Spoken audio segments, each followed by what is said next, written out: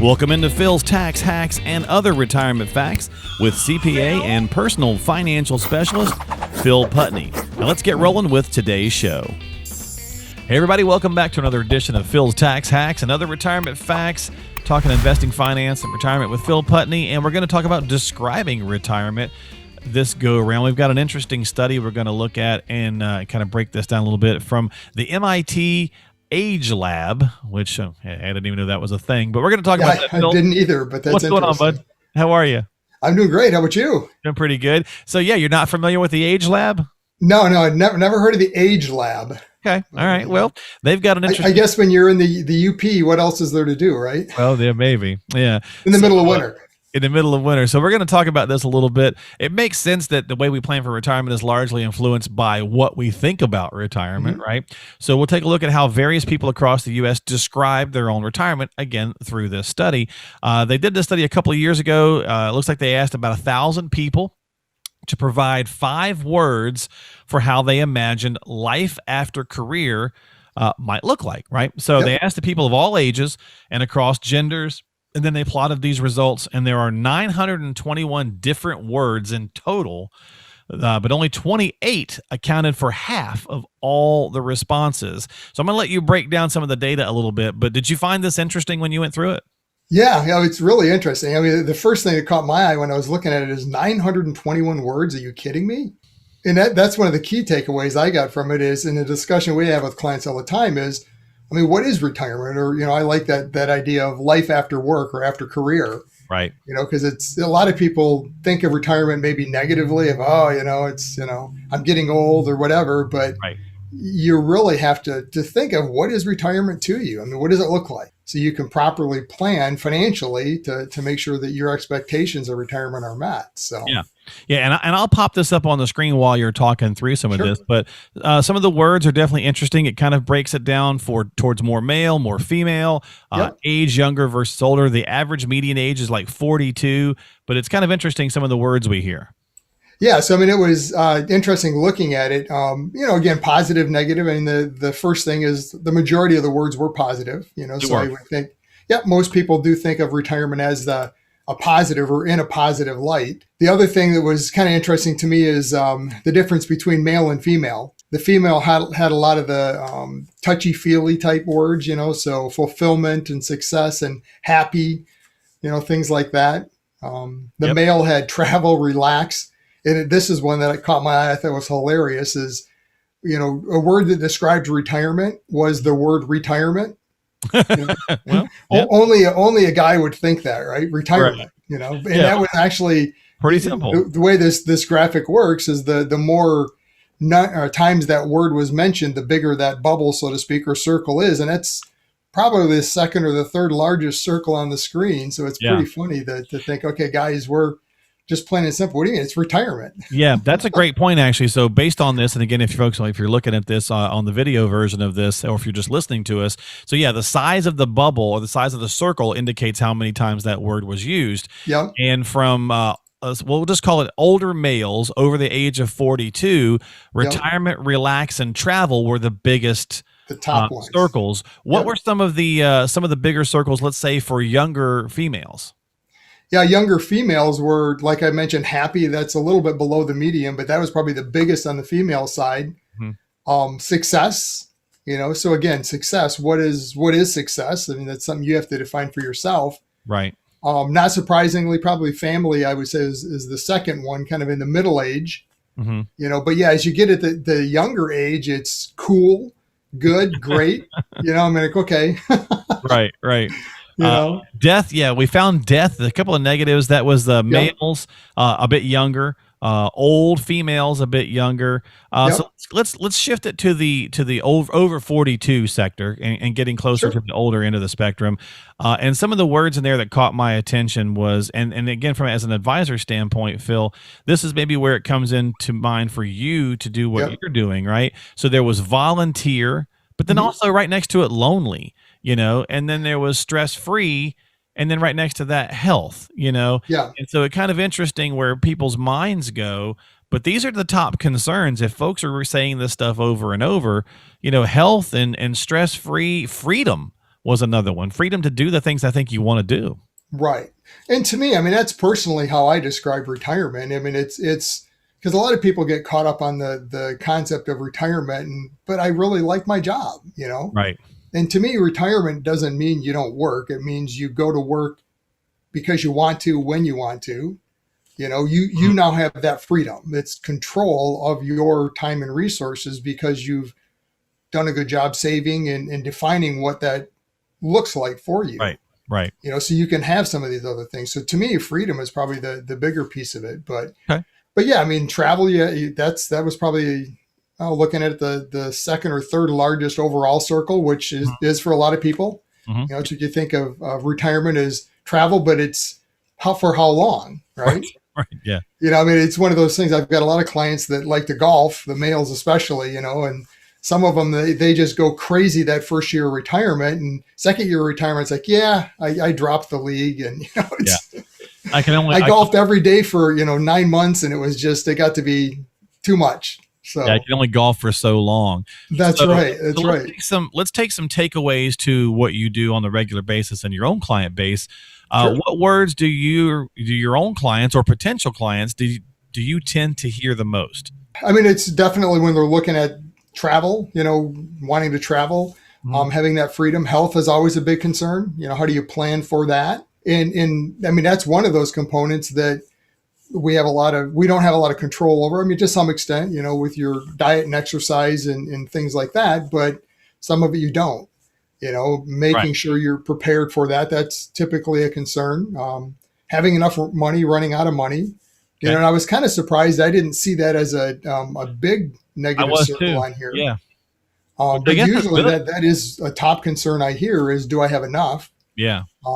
Which, I mean, it amazes me. Even I hear that more from people that are well prepared than I do for maybe somebody that's not quite as well prepared. Yeah. Which has always been kind of surprising to me. Yeah. You've got to have a purpose in retirement. I think that's one thing that people miss a lot is, what are you retiring to? Right. Yeah, you're retiring from whatever it is your career was, and that's great. But, now that you're retired, you have time and resources. What are you retiring to? What are you going to do?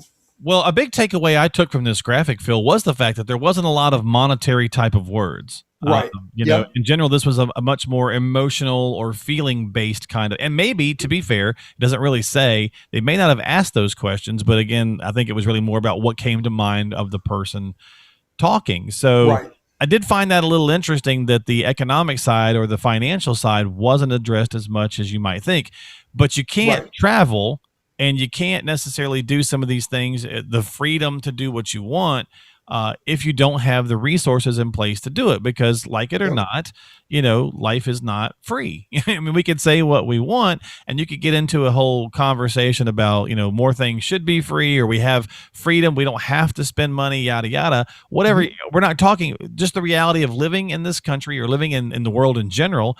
If you want to do things, it's going to cost you some money. I mean, it just is what it is. Yeah. And that's, back to the first comment I made when we started this is, I mean, we always start with clients that are preparing for retirement with not this specifically, but that discussion around, well, what does retirement look like to you? Right. What do you want to do? What do you think your budget is for that then? Because like you mentioned, I mean, at the end of the day, you have to plan for a financial aspect of retirement. Yep. And it's going to be much different. A big question that comes up often is, do I think I have enough, or how do I compare to others? And it's like, well, it doesn't really matter. Doesn't really matter. Yeah. What does your retirement look like to you? That's the only thing that matters is, what is your vision of retirement? What do you want to do?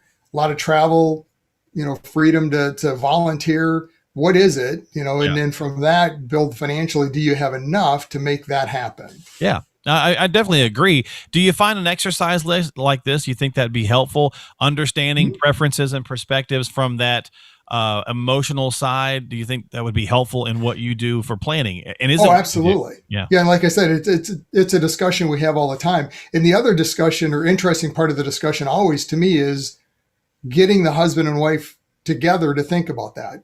Because as you see in the infographics, the words are not size of the bubbles, the importance of different things are on different sides. Yeah. Yeah. And a lot of the like relax and travel is very important for the male, but more important to the female is happy and family and fulfilled. Yeah.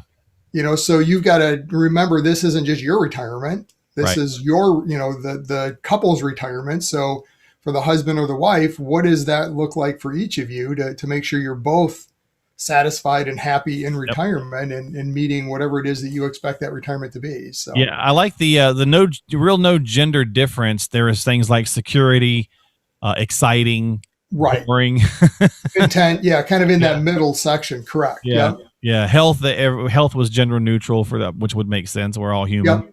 Volunteer, that was gender neutral. Lonely was gender neutral. So fun and satisfied and boring really kind of crisscrossed one another right there in that gender neutral zone. And I think that's a great way of thinking about it, because it's you want it to be satisfying, you want it to be fun, but to your point with the golfing, you can only golf so much. And at some point you're like, well, now am I bored in retirement, or will I be bored in retirement? So I think it's about kind of shaking it up and having a good balance. I mean, life is life, it's the only real difference is you're taking away that need of, or that you have to go to work every day. So you want to fill those hours with some things you enjoy, but it's not like we have to cram every hour of every day with an activity. Yep, absolutely. And I think that's the other part of it we miss is that, exactly. You need to have some downtime. I mean, you've in your career worked every day, how many hours a day, a week, had that structure, which is still structure is somewhat important. You've got to have some structure in retirement, but having a little bit more freedom and flexibility. Yeah. So. Yeah, absolutely. Often if we're not working with an advisor, we're doing it ourselves. We don't really know how to make some of those things happen from a financial standpoint. And then, of course, even if when we're working with an advisor, there's many folks who come in kind of like, well, I know I got to do this. I didn't really want to do it. And so they're kind of tight-lipped, right? Yep. You got to I need to know how you feel about it, Absolutely. Yeah. And this would be, to me, an interesting exercise for married couples that are, listening, or maybe one of the spouses is listening, and, go back tonight and just sit down and have each of you write down, what are your top 5 words to describe retirement to you? Yeah.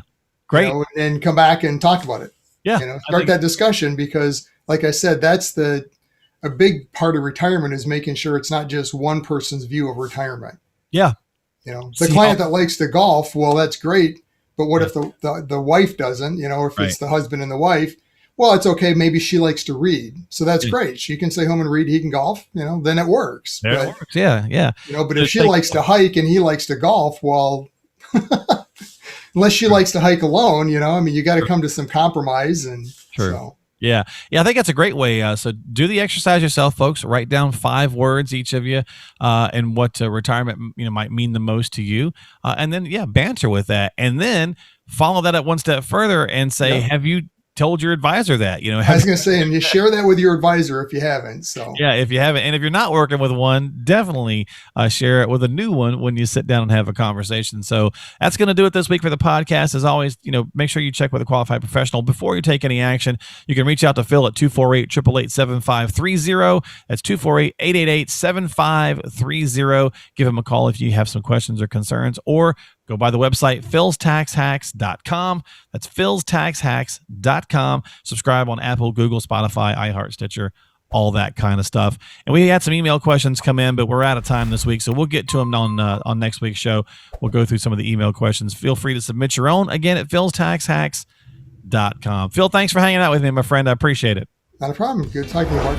We'll see you next time here on the show. This has been Phil's Tax Hacks and Other Retirement Facts with Phil Putney.